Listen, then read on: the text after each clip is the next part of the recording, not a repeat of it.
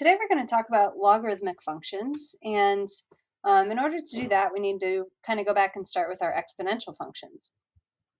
So I didn't say this on the first day of exponential notes, but exponential functions are called transcendental functions because they basically transcend algebra. If you think about, if I ask you to solve 2 to the x equals 15, how are you going to solve that? 15 is not an obvious power of 2. There is a solution. 2 raised to some power that's a decimal, right, would get us to 15, but how can I undo that base of 2 to solve for x? Normally, if it's just like 2x equals 15, we would just say, oh, the inverse operation of multiplication by 2 is division by 2, and we would have a solution. That's an algebraic equation, but we need some sort of operation that removes removes a variable from an exponent. So we can't use basic algebraic operations, therefore this is called a transcendental function. Now, not all exponential functions need this special logarithm that we're going to talk about. If I asked you 2 to the x equals 8, the answer would just be 3. That's an integer value that we can figure out. But in some cases, we will need something a bit more methodical than just like guess and check. So to isolate that input variable, to isolate the x usually, or the domain value in an exponential function, you're going to have to know what the inverse operation is. And the inverse of an exponential function is called a logarithmic function. So what is a logarithmic function? We have some notation to look at here. It has a couple of rules and stipulations. This only applies if x is greater than 0, so only positive numbers for x. And this only applies if a is greater than 0, so only positive numbers for a, and a cannot equal 1. Then we have this equation, y equals the log base a of x. I want to write down how to read that. Log base a of x, if and only if x is equal to a to the y. So what is this saying? This is just helping you see the relationship between the log form of an equation and the exponential form of an equation. When you're looking at logarithmic equations, they're kind of, in my brain, they don't make as much sense as looking at an exponential about like what's going on and what the relationship is. So if you can rewrite an equation from its log form into its exponential form, that can be helpful. We do have logarithmic functions, so we're not always going to be switching to exponential form. We'll see some equations that look like this. F of x equals the log base a of x. This is the domain of a logarithm. I'll explain why x has to be greater than 0 as we get to some more examples, but only for x values greater than 0. This is called the logarithmic function with base a. So the first thing we're going to practice is just completing this table. I just want you to practice going back and forth. Given an equation in exponential form, can you write that same relationship as a logarithmic equation? So back here, let's just look at the relationship here. So we have this exponential equation. So x is 25 in this case. X equals a is the 5, y is the exponent. So we're supposed to write that in log form, which is y equals. So for us, that would be 2 equals, because 2 is the y. The log, the base number is a, you write that as 5. And you write that as a subscript. It's supposed to be lower, it's supposed to be small. The log base 5 of x. What is x? 25.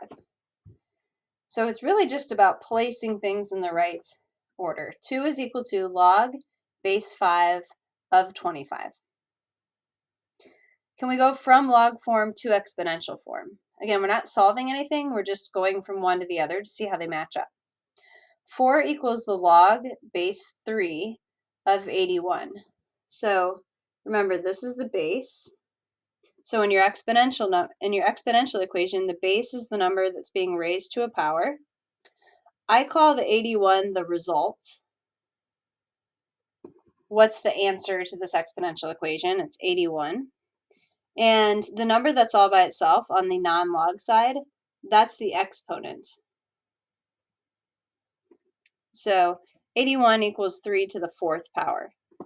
The nice thing about writing from log form to exponential, it's easy to check your work at exponential. Is this a true statement? Is 3 to the fourth 81? Yes. If I would have said 81 to the fourth equals 3, hopefully I would catch that mistake. Okay, this exponential equation, this is a good review of exponents too. 1/4 to the negative 2 power is equal to 16. First of all, confirm that that's true. 1/4 squared is 1/16. The fact that this is to the negative second power means you're taking the reciprocal of 1/16. Or you could say take the reciprocal of 1/4, make it 4, and then square that to get 16. So that is true. Basically, negative exponents cause fractions to become numbers greater than 1. All right, in its log form, the exponent is negative 2. That's equal to the log base. What's the base number? The number that's being raised to the exponent is 1/4. So you're allowed to have a fraction down there. And what was the result? 16. Negative 2 is equal to the log base 1/4 of 16.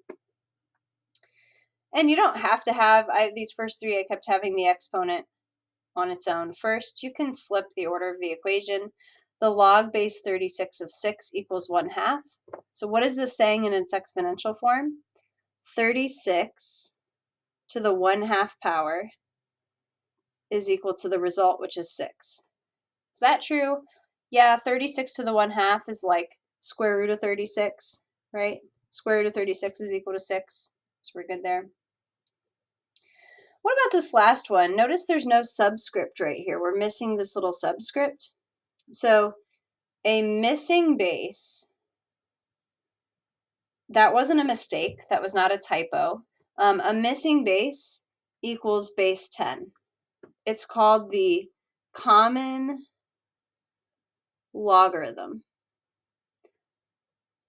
The log key that's on your calculator, which we will look at when we talk about applications and graphs and things, that's base 10.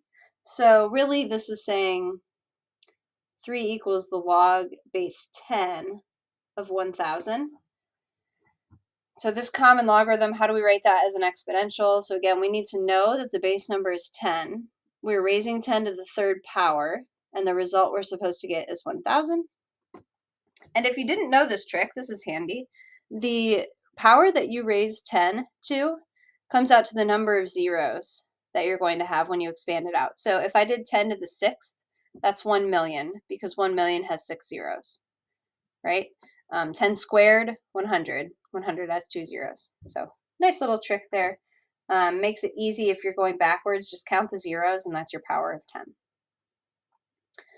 So that's just going forth, back and forth, practicing how to write from one form to the other. We're not going to spend a lot of time doing that. Instead, we're going to be focusing on evaluating and plugging numbers in and kind of trying to solve some of these things. So evaluate each logarithm at the indicated value of x. So f of x equals log base 2 of x, and x equals 32. So this is asking us to find f of 32, which is the log base 2 of 32.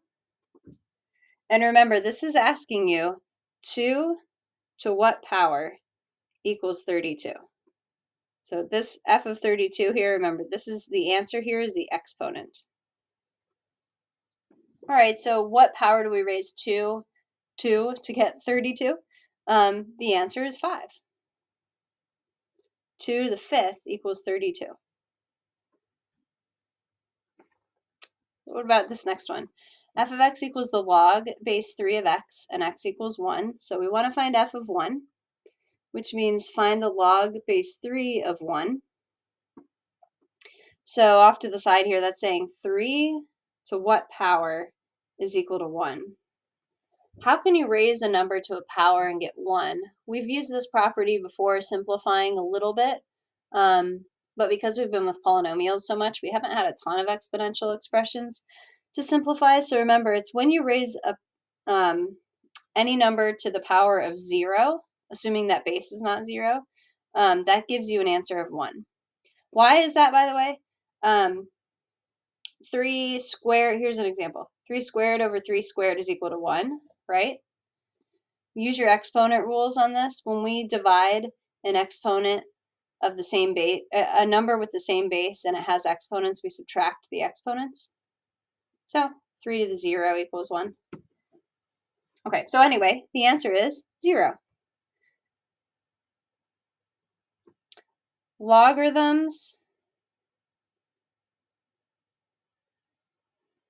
are exponents. What do I mean by that? The answers to evaluate means figure out the exponent. Okay, what about the next one? F of 2 equals the log base 4 of 2. 4 to what power equals 2? How do we raise a number that's larger to a power and make it smaller? Well, 4 and 2 have a relationship, right? 4 is 2 squared. The square root of 4 is 2. So what is a square root as a power? Since the square root of 4 is 2, the power that I want to answer is 1/2.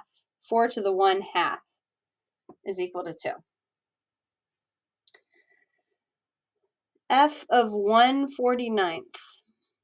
The log base 7 of 1/49. So 7 to what power equals 1/49? Well, 7 squared is 49. So how do you take a whole number and all of a sudden it's a fraction? You need a negative exponent. All right, so instead of 2 being the answer, it's -2. Raise 7 to the -2 power, you get 1/7 squared. That's 1/49. F of 10,000. This just says no base number. What's the log of 10,000? Remember, the base number is understood to be 10. This is a common log. All right, so the base number is not, oh, sorry, 1/10,000. The base number is not 1/10,000. That's the results. We're trying to figure out 10 to what power equals 1/10,000. Since I'm going from a whole number to a fraction, the answer is negative. And remember, the tens are easy. You just count the zeros. 10,000 has 4 zeros in it. It's 10 to the 4th. So, oops, sorry, that's not my answer. So, because that's 10 to the 4th, it's -4. Excuse me. So my answer is -4, because 10 to the -4 will give me 1/10,000. Okay, F of 32. So the log base 1/2 of 32. So this is saying 1/2 to what power is equal to 32. Now, the first example we did was 2 to the 5th power is 32. So how are we going to get 1/2 to be 32? If you're going from a fraction to a whole number, kind of like in number 4, we went from a whole number to a fraction, or 5, whole number to a fraction, we're still using negative exponents because the negative exponent will make this the reciprocal of 1/2, which is 2. So I'm still thinking what power of 2 gets me to 32, but I need to make it negative. It's -5. 1/2 to the -5th becomes positive 32. I want to talk about some basic properties of logarithms, and these properties are not necessarily something to memorize, although one of them I do have kind of a memorize this so you don't have to puzzle and think it through every time. But the rest of these some of these we've already kind of solved. So this first one is the log base a of 1 is equal to 0. Again, you don't have to memorize that. We're going to figure out kind of why for each of these. So think about this in its exponential form. Write this in exponential form. Base a to the 0 power equals the result, which is 1. Yeah, any base number raised to the 0 is equal to 1. So if you see a result of 1, no matter what the base is, the answer is 0. For the next one, same idea. Log base a of a is equal to 1. So for the y, again, think about this in its exponential form. The base number a raised to the first power is supposed to equal the result, which is a, and that's true, right? A to the first equals a. So if you just see the base number repeated in the result, you know the answer is 1. Now, the next one can kind of throw people for the loop, and not really the first part, because the first part, this is just a more generalized case of property number 2, right? Instead of just a to the first, a to the x has to base a to the x has to equal the result, which is a to the x. Like, that has to be true. So if you see your base number raised to an exponent, the exponent is your answer. That's normally okay for people to follow. It's this other one. This looks weird. Base number a raised to the log base a of x. So you have a logarithm in an exponent. That's weird. That's just x. Now, when I think of this, I just think, okay, cancel it. Your answer is x. But what's really going on here? Instead of writing this one in exponential form, because it's already in exponential form, write that exponential equation in its log form. So I would write, all right, log base number is a of the result. What's the result? X has to equal the exponent. What's the exponent? Log base a of x. Okay, so what did that do for me? It just showed me that this statement has to be true because this exponential equation is only true if the log equation kind of makes sense too. So the log equation makes sense. I get the same thing on both sides. But honestly, I don't want you to puzzle through that every single time. So if you see a base number with a log and its exponent, and the log has to be the same base, then the answer is just the result piece. We'll practice that down below. The final property is called the one-to-one property. This just says if you have two logarithms, same base, that are equal to each other, if the log base a of x equals the log base a of y, then it has to be true that x equals y. So that brings us to some of our examples here.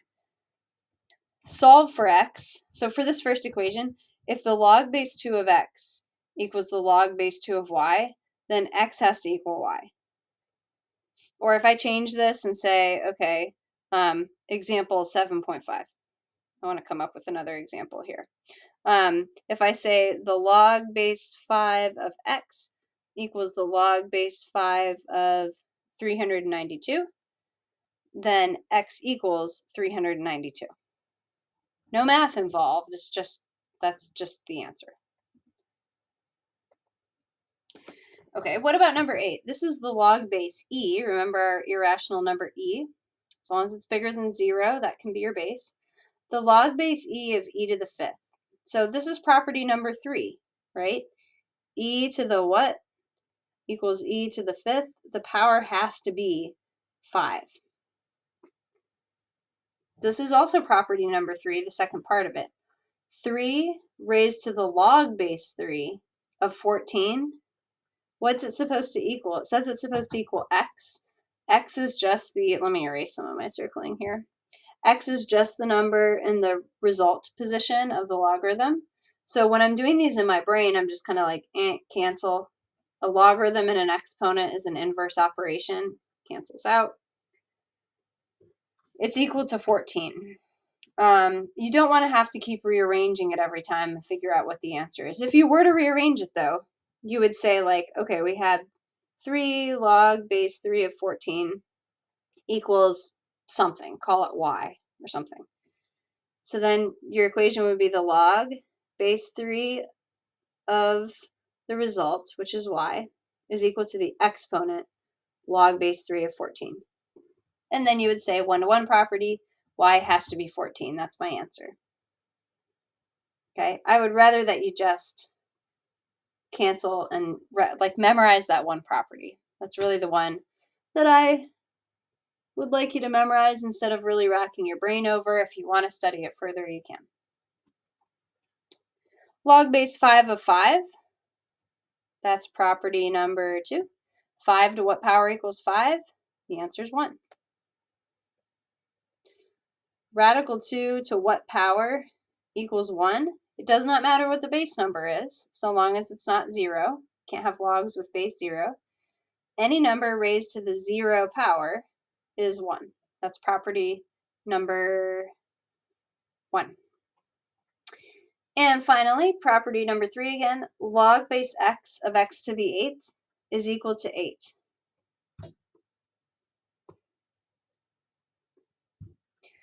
All right, we talked about the number e, the irrational number e, in our previous notes for exponential functions. So remember, the natural exponential function was f of x equals e to the x, right? And e was that number that was 2.718, dot, dot, dot. So the exponential function, think about that graph. It passes the horizontal line test, has to have an inverse function, right? So there must be a logarithmic function that also has a base e. And because the exponential is called natural, we call this the natural logarithm, or the natural logarithmic function, such that f of x equals the log base e of x, which I wrote earlier in an example. But we don't usually show log base e of x. So instead, we use this shorthand notation. So this is shorthand, ln of x. And I think the only reason it's not nl for natural log is because lowercase l looks like a 1, and that can get confusing. So anyway, ln x, shorthand for log base e of x. So anytime you see ln x, it really means this. And again, the domain is that x can only be greater than 0. We'll talk about that probably a bit more tomorrow. All of the properties that we just talked about up here apply to ln as well. So ln of 1 equals 0, ln of e equals 1, ln of e to the x equals x, e to the ln of x equals x, and if ln of x equals ln of y, then x equals y. Evaluate each natural logarithm. So these can be, even though there's no math to do, it gets confusing for people. So remember what you're trying to do here and write an exponential form if you need to. This says natural log of e. Remember, that means log base e of e. So that means e to what power equals e. So the answer is 1. Now, I would like you to get to a place where you're not writing all of this out, but again, for the notes, this is kind of good to look at. ln of e squared, it means log base e of e squared. That means e to what power equals e squared. So what does the power have to be? We're trying to solve for the box. Answer's 2. Notice what I'm doing here, the pattern here. I'm proving it each time, but look at our first 2 answers. This was e, the answer was 1. This was e squared, the answer is 2. This is the natural log of e to the 3rd, the answer is going to be 3, because that's the power on e. Natural log of 1, I just wrote that property at the top, but remember this is saying log base e of 1, e to what power equals 1. Any base number that's not 0 raised to the 0 power is equal to 1. What if we see a fraction? Natural log of 1 over e to the 4th. Remember, you could rewrite that. That's the natural log of e to the negative 4th. So what's the answer? The answer is the exponent that you see on the e. Natural log of e to the, natural log of square root of e is the same as natural log of e to the 1/2. So what's the exponent? 1/2. Evaluate the natural log means determine the exponents. Here's that weird property, something with a logarithm in it, or base e to the natural log of 9. Remember, the answer is just the result number, which is 9. This last one, this is natural log of e to the negative 1/3. instead of 1 over cube root of e. So the answer is negative 1/3. All right, we're going to stop there for today. We will practice all of this evaluating stuff in our homework tonight. Please come to office hours if you have any questions.